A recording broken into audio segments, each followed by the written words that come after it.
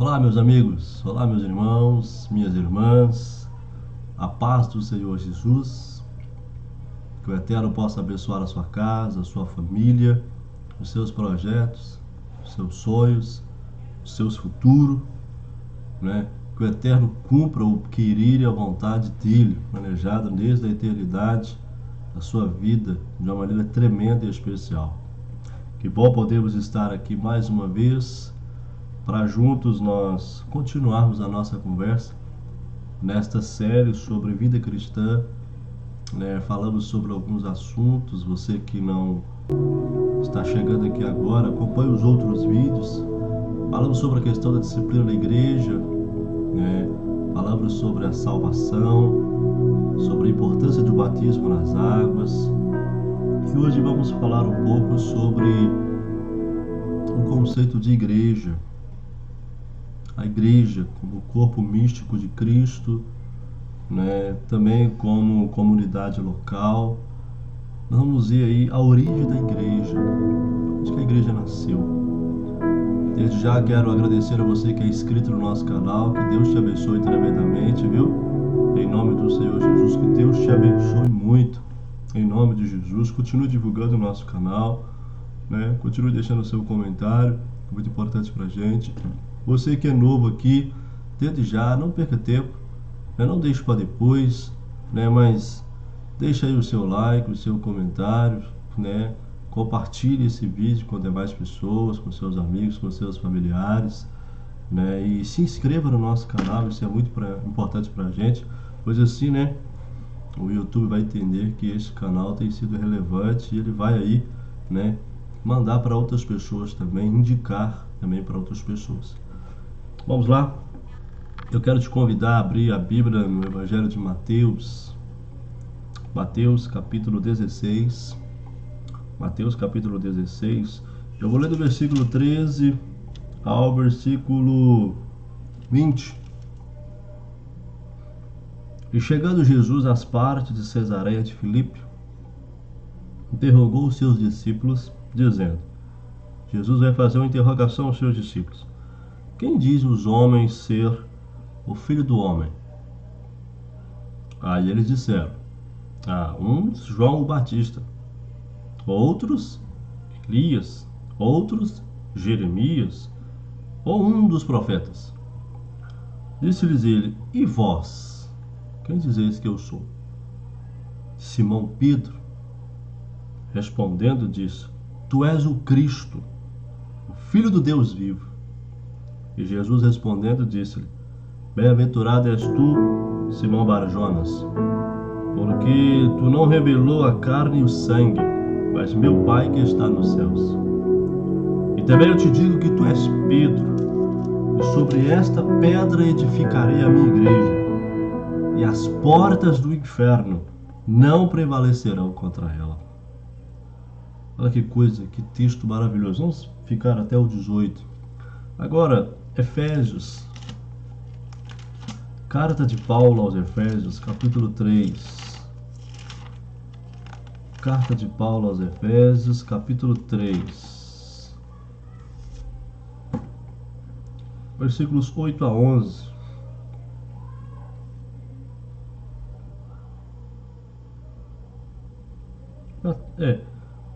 Carta de Paulo aos Efésios, capítulo 3, versículos 8 a 11. Achou? Vamos lá? A mim, o mínimo de todos os santos, me foi dada esta graça de anunciar entre os gentios, por meio do Evangelho, as riquezas incompreensíveis de Cristo, e demonstrar a todos qual seja a comunhão do mistério, que desde os séculos esteve oculto em Deus, que tudo criou por meio de Jesus Cristo, para que agora, pela Igreja, a multiforme sabedoria de Deus seja conhecida dos principados e potestades nos céus, segundo o eterno propósito que fez em Cristo Jesus, nosso Senhor. Que palavra maravilhosa, né, meus irmãos? Que palavra poderosa é essa que nós temos aqui, não é? Quando a igreja, no dia de Pentecostes, se levantou em poder, não havia ali, ainda livros ou ordens sobre o modo como ela deveria ser edificada. Jesus ensinou muitas coisas, mas ele também disse, né, que ainda tenho muito a dizer-vos, mas não poderei suportar agora, né? Mas quando vier o Espírito Santo, então o que?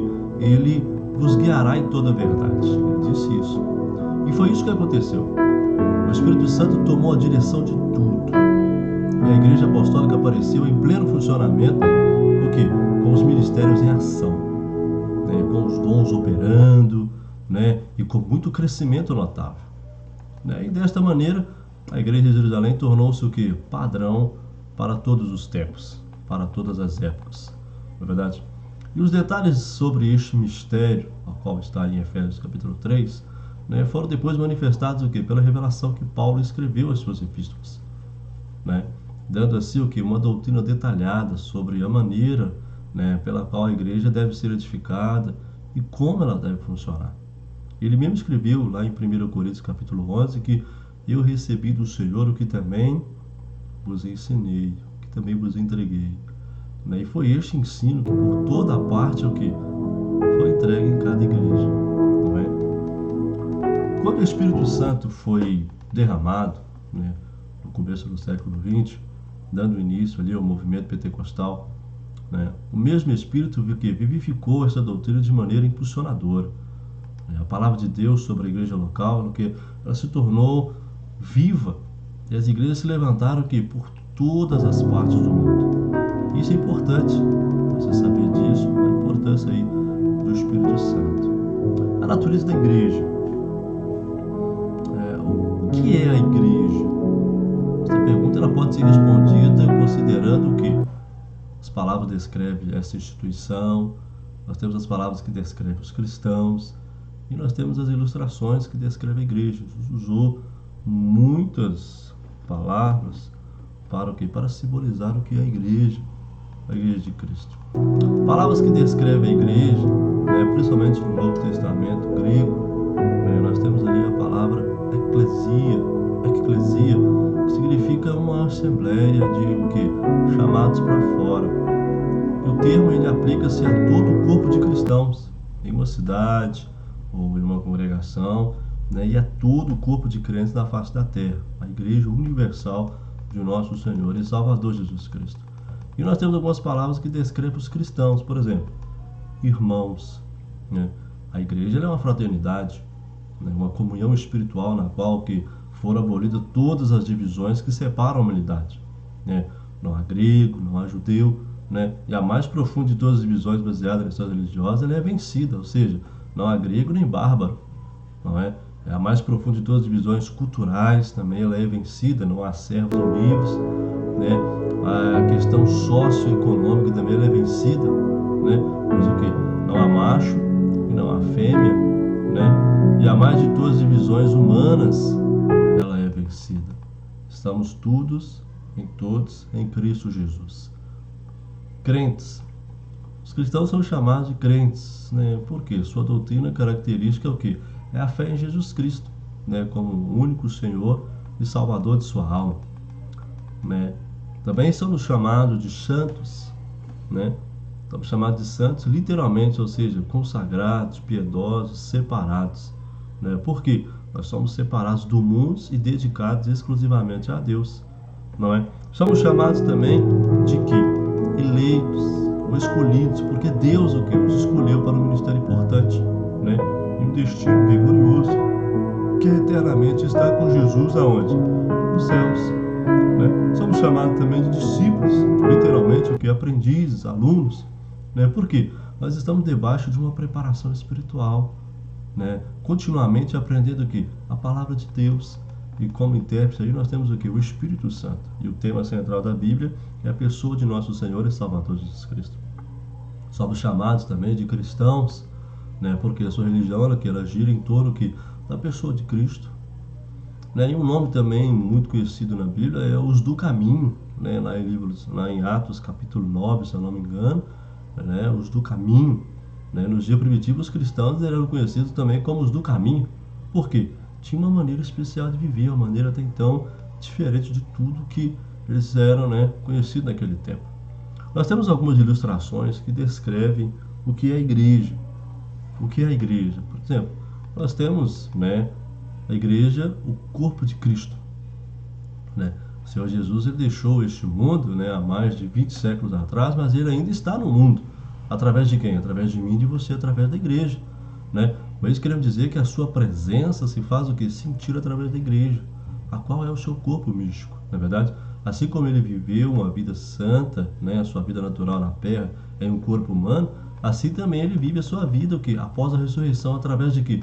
Através dos seus discípulos, né? Como se evidencia o quê? No livro de Atos, né? E pela subsequente história da igreja, né?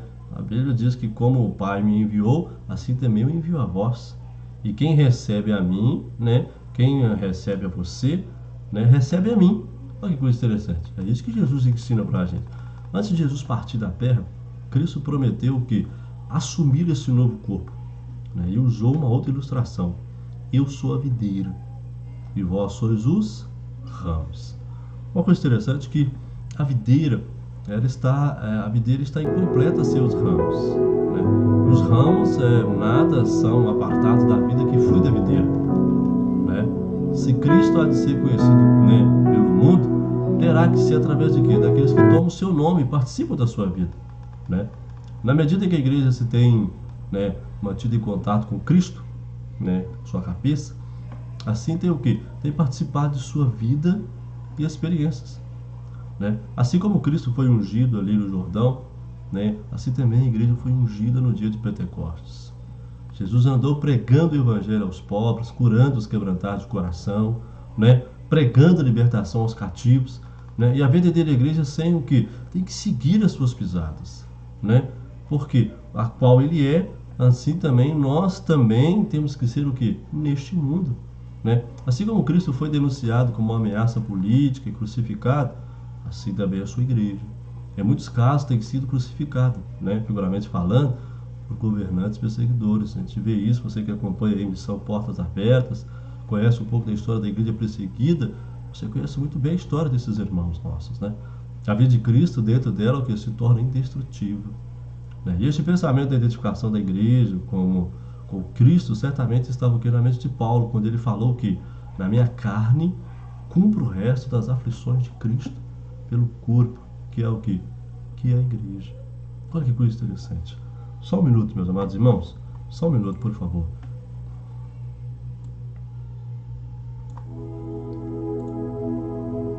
Então a gente vê essa importância muito interessante.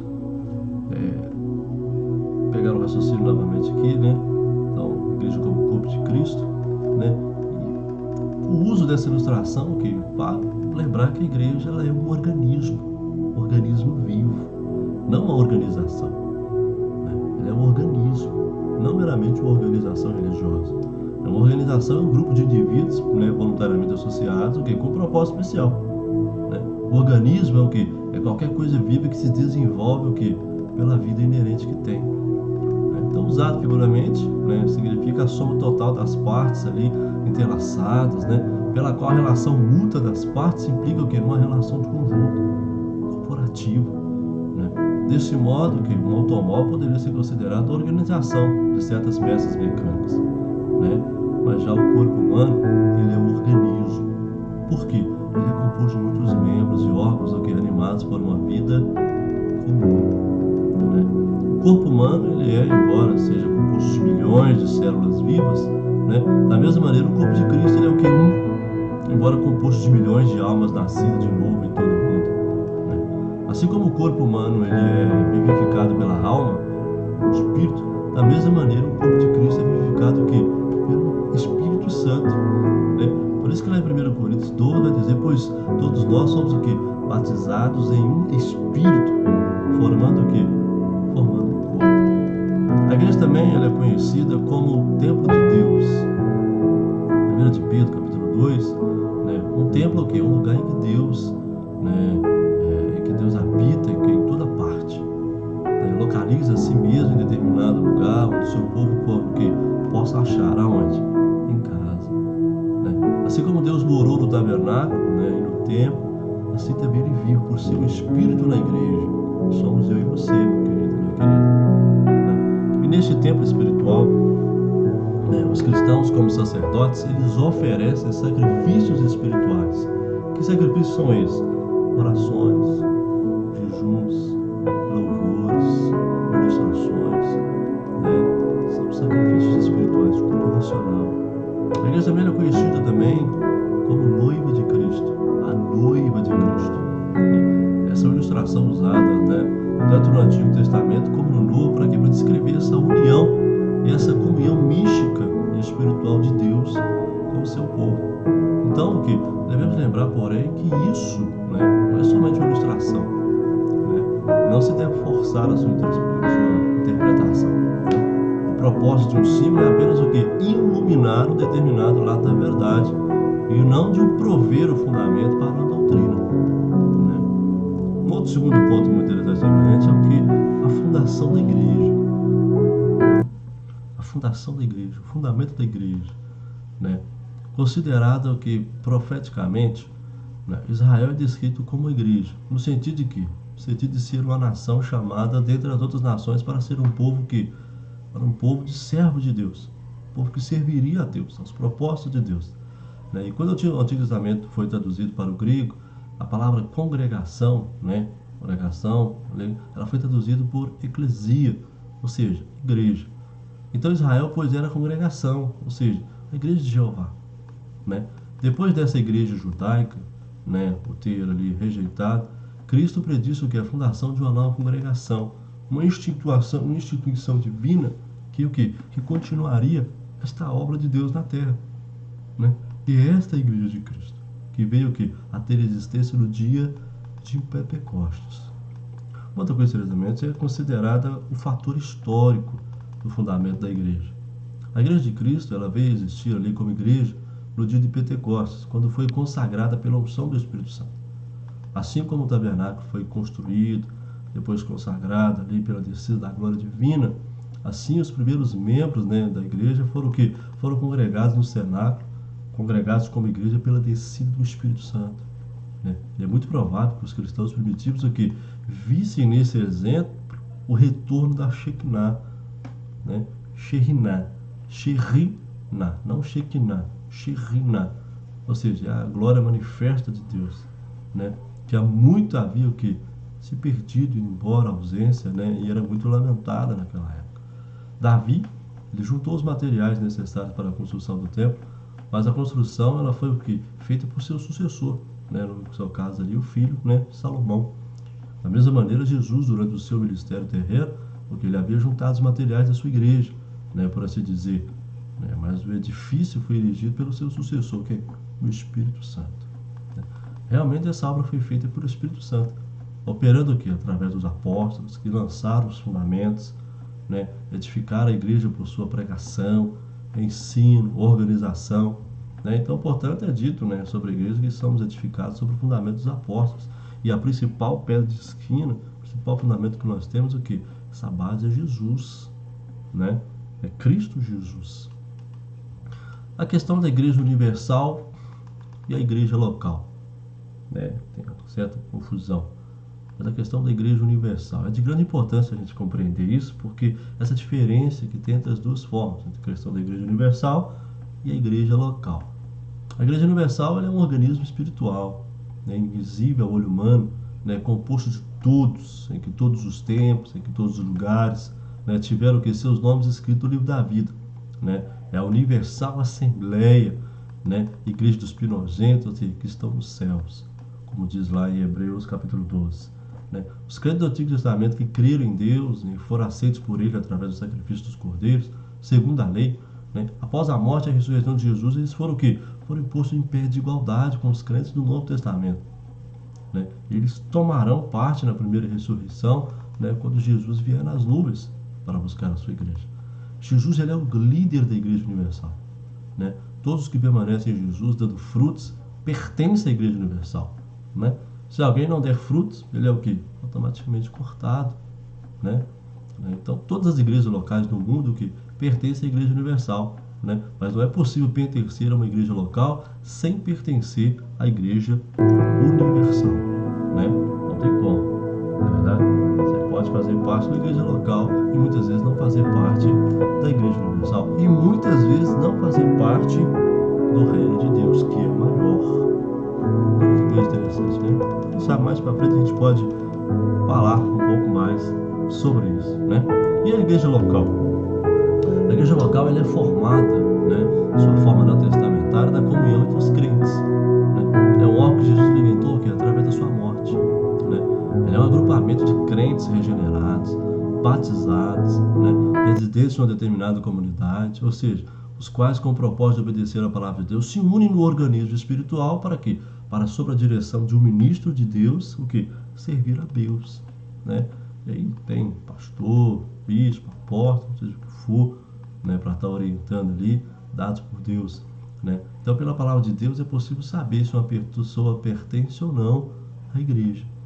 A Bíblia fala de alguns da igreja, né, e dos que saíram de nós.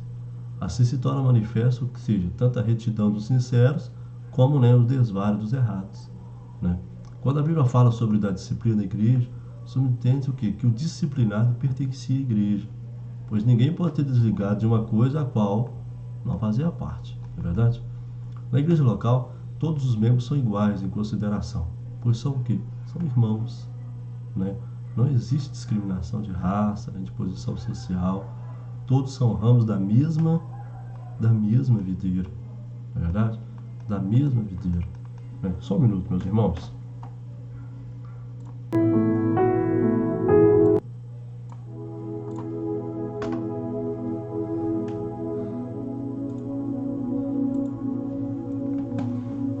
Um outro ponto importante também que devemos ressaltar é a questão dos membros da igreja, né? Dos membros da igreja.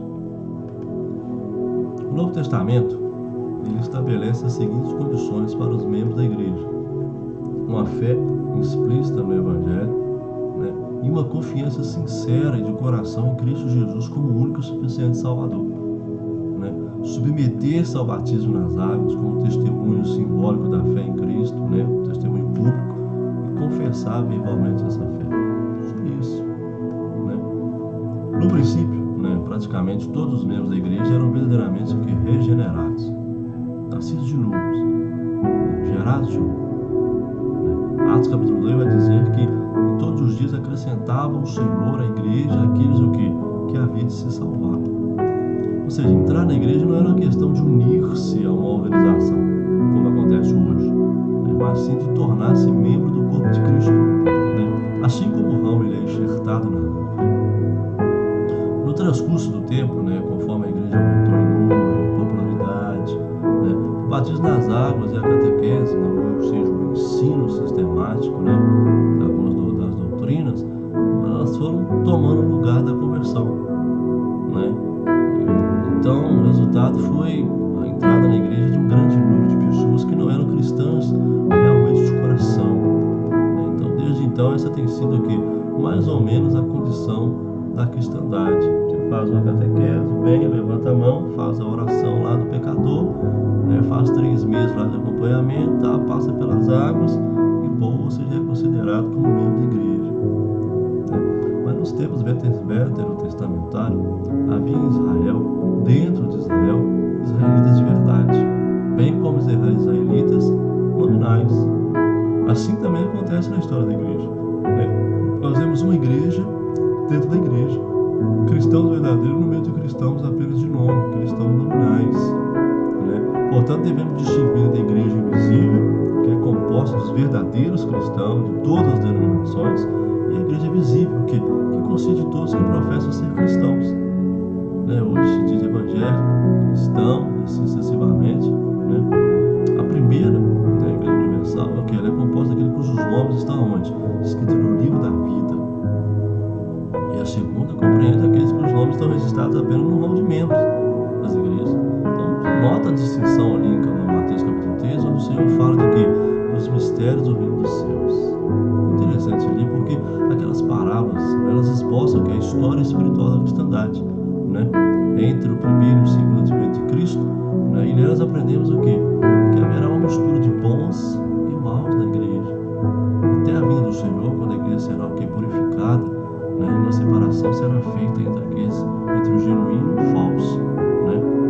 apóstolo Paulo ele expressa, né, a mesma verdade quando ele compara a igreja a uma casa onde há muitos vasos, uns para a honra e outros para a desonra, né? Outra coisa interessante também é que a igreja ela é sinônimo de reino de Deus.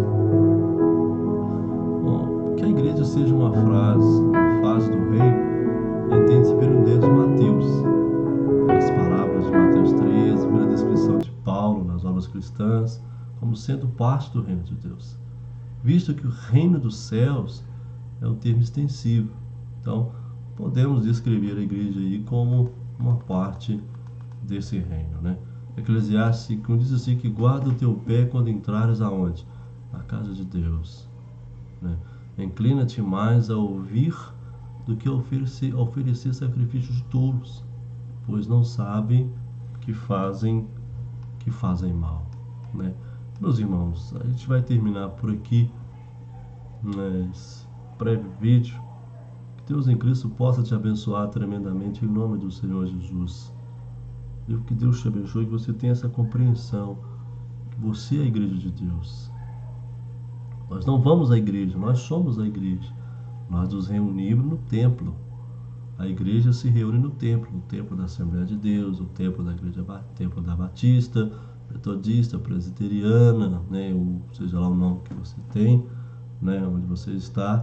Mas você é a igreja, você é o corpo místico de Cristo. Você tem que se preocupar em ter o seu nome não escrito no hall de membros, mas em ter o seu nome escrito no livro da vida, no livro do Cordeiro, né? Que você faça parte da igreja mística, da igreja universal, espiritual de Cristo, né? Que Deus te abençoe tremendamente em nome do Senhor Jesus Cristo, tá? Mais uma vez eu quero agradecer a você que é inscrito no nosso canal. Quero agradecer a você que ainda não é inscrito. Se inscreva no nosso canal, ative aí o sininho, deixe aí o seu comentário, o seu like, né? Em nome de Jesus, compartilhe esse vídeo com mais pessoas. E nós estamos aí trabalhando sobre a questão da vida cristã, sobre ensinos práticos da Bíblia Sagrada, sobre vida cristã, né? Nosso intuito aqui é ser simples, objetivo, e que essa palavra possa produzir o resultado no seu coração. Lembrando que Deus não tem compromisso com a minha palavra, mas Deus tem compromisso com a palavra dele. E pela palavra dele, ele vela para que ela se cumpra. E nenhuma palavra que sai da boca de Deus volta para ele vazia. Antes ela faz aquilo que lhe apraz, ela tem endereço certo, o meu e o seu coração. Que o Senhor Jesus Cristo te abençoe tremendamente, viu, meus irmãos? Em nome de Jesus, que Deus te abençoe tremendamente. Até o nosso próximo encontro aqui, querendo Deus, em nome de Jesus, se o Senhor assim nos permitir. Amém? Que Deus te abençoe, em nome de Jesus.